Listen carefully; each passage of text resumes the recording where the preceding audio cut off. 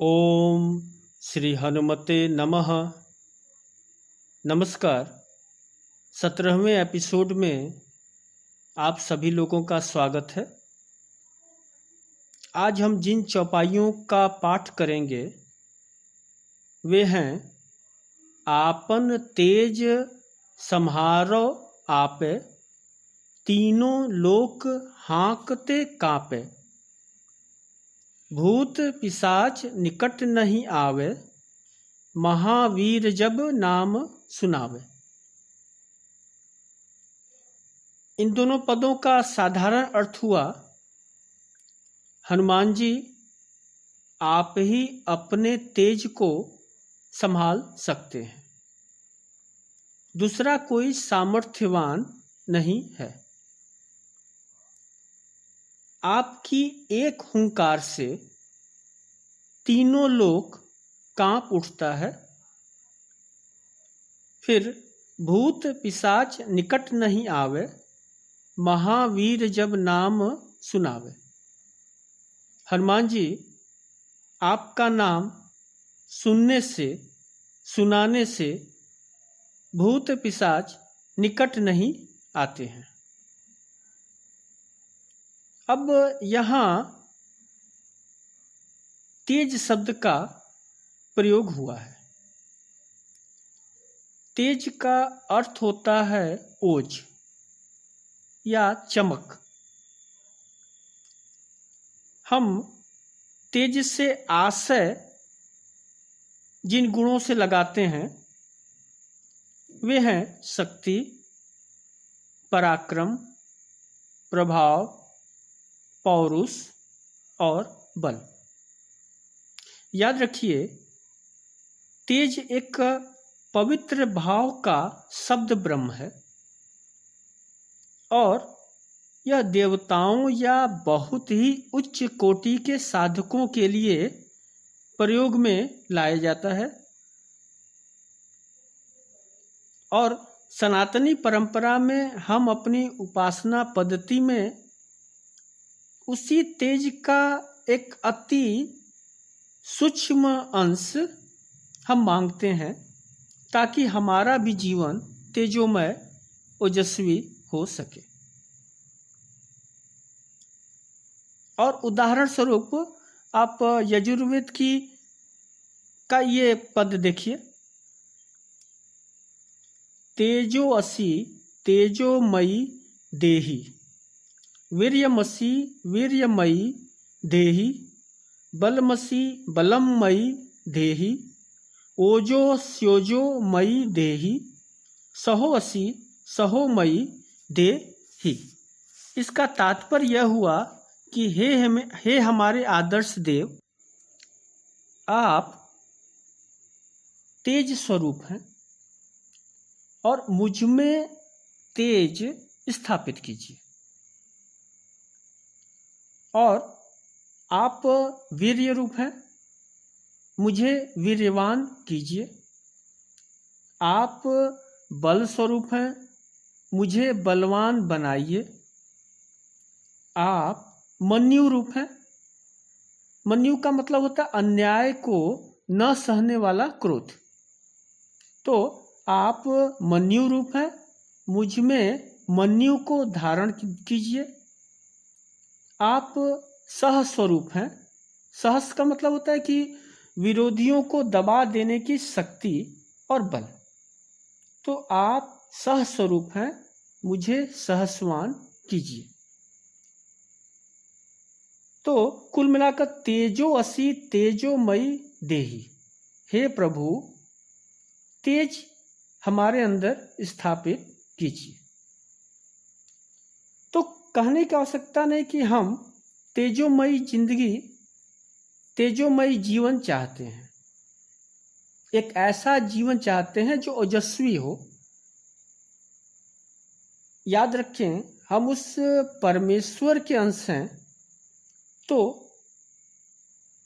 कुछ अंशों में उस तेज को प्राप्त करना हमारा अधिकार होना चाहिए और हमें मिलता भी है। लेकिन क्या उसको हम संभाल पाते हैं।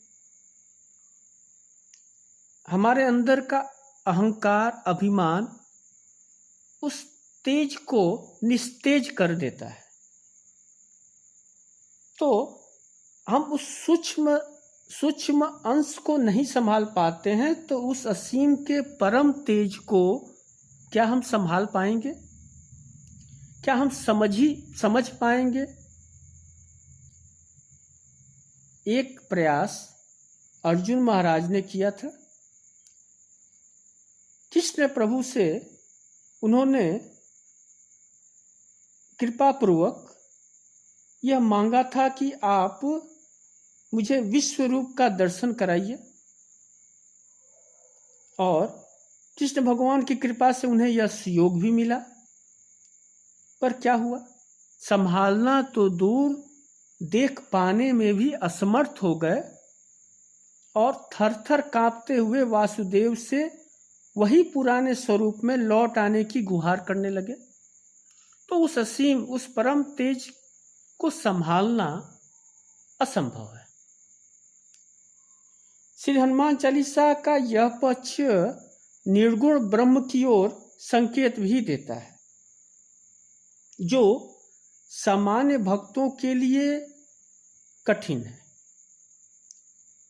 हनुमान जी से तीनों लोक कांपता है। तीनों लोक से तात्पर्य है स्वर्गलोक, पाताल लोक और मर्त्यलोक। तो हम इस शक्ति को नहीं संभाल पाएंगे। हमें तो वो छोटा रूप चाहिए, वो लघु रूप चाहिए, जिस रूप में हनुमान जी ने माता जानकी के सम्मुख प्रस्तुत किया था। मानस में भी सगुण पक्ष का बोलबाला है, लेकिन यदा कदा निर्गुण भक्ति का दर्शन भी हमें मिल जाता है। और बाबा तुलसीदास महाराज की यह स्पष्ट मान्यता है कि यह साधना पद्धति कठिन है। एक पद देखिए, आदि अंत को जा सुन पावा, मति अनुमान निगम अस गावा। बिनु पद चलई सुनई बिनु काना, कर बिनु करम करई विधि नाना। आनन रहित सकल रस भोगी, बिनु बानी वक्ता बड़ जोगी। तन बिनु परस नयन बिनु देखा, ग्रहई घ्राण बिनु बास अशेषा। असी सब भांति अलौकिक करने, महिमा जा सुजाई नहीं बरने। मतलब कि उस स्वरूप का न आदि है न अंत है, उसका अनुमान भी नहीं लगाया जा सकता। वह बिना पैर का चलता है, बिना कान का सुनता है, बिना हाथ का वह कर्म करता है। कर बिनु कर्म करई विधि नाना। वह बिना वाणी का बहुत बड़ा वक्ता है। तन बिनु परस नयन बिनु देखा, ग्रही घ्राण बिनु बास अशेषा। तो इस कहने का तात्पर्य यह है कि निर्गुण रूप साधारण भक्तों के लिए बहुत ही दुरूह होते हैं। यह ज्ञानी जनों और पंडितों के लिए है। और बाबा तुलसीदास महाराज सरल सहज पथ के पथिक हैं। वहाँ भक्ति में श्रद्धा और विश्वास है, समर्पण है, शरणागति भाव है। अतः बाबा स्पष्ट कहते हैं हनुमान जी से कि आपन तेज संहारो आपे, तीन लोग हाँकते कांपे। अब यहाँ एक संहारो शब्द आया है। संहारो का मतलब होता है संभालना, लेकिन संतजन समारोह से आशय स्मरण से भी लगाते हैं और उदाहरण देते हैं मानस की चौपाई का, कि दीन दयाल विरध संभारी। तो यहाँ समारोह का अर्थ स्मरण हुआ। अब इस आशय से यह अर्थ निकलता है कि हनुमान जी आपके तेज को, यानी आपकी शक्ति, पराक्रम, प्रभाव, पौरुष और बल का स्मरण पूर्ण रूपेण हम नहीं कर सकते। और क्यों नहीं कर सकते? तीनों लोक में आपका पराक्रम फैला है, चारों युग में फैला है, और हमारे नयन ऐसे नहीं हैं जो नारायण को नाप सके। क्योंकि याद रखिए, हनुमत प्रभु तो साक्षात 11वें रुद्रावतार हैं। अब थोड़ी सी चर्चा दूसरे पद की कर ली जाए। भूत पिशाच निकट नहीं आवे, महावीर जब नाम सुनाए। अर्थ तो स्पष्ट है, बहुत ही सरल भाषा में है कि हनुमान जी का नाम ले लेने से भूत पिशाच निकट नहीं आते हैं, यानी वो आपको डराते नहीं हैं। अब ग्राम्य जीवन से जुड़े लोग इस पद को जीवन में कभी न कभी प्रयोग में जरूर लाए होंगे, क्योंकि श्री हनुमान चालीसा का यह सर्वाधिक लोकप्रिय पद है। इसके पीछे एक कथा भी है कि जब गोस्वामी तुलसीदास महाराज काशी में प्रवास कर रहे थे, शेष सनातन जी जो कि उस समय के बहुत बड़े विद्वान थे और उनके गुरु के मित्र थे, उनके आवास पर रह रहे थे।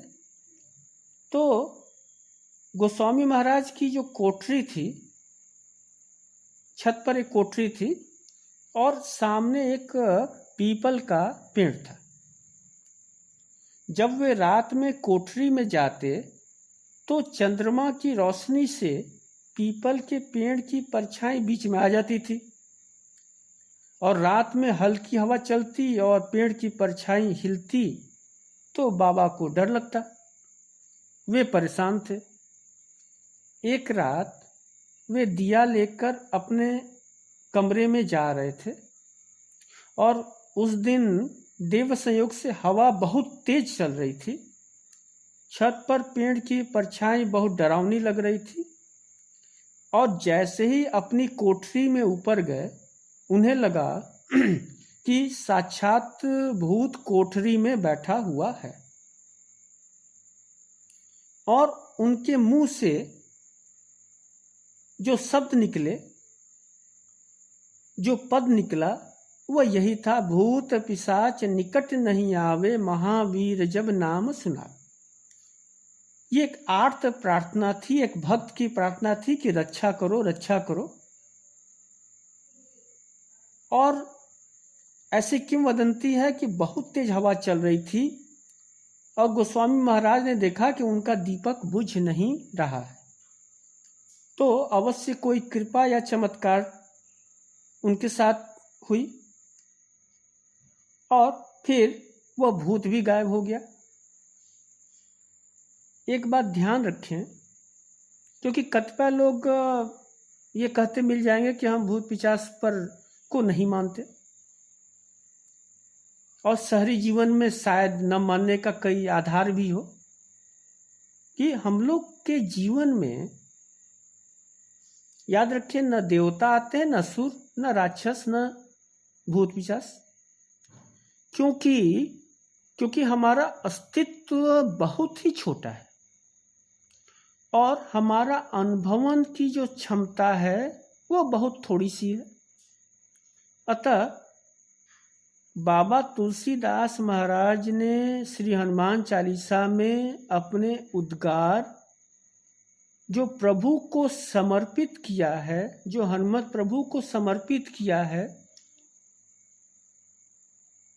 और याद रखिए कि हनुमान जी उनके गुरु हैं,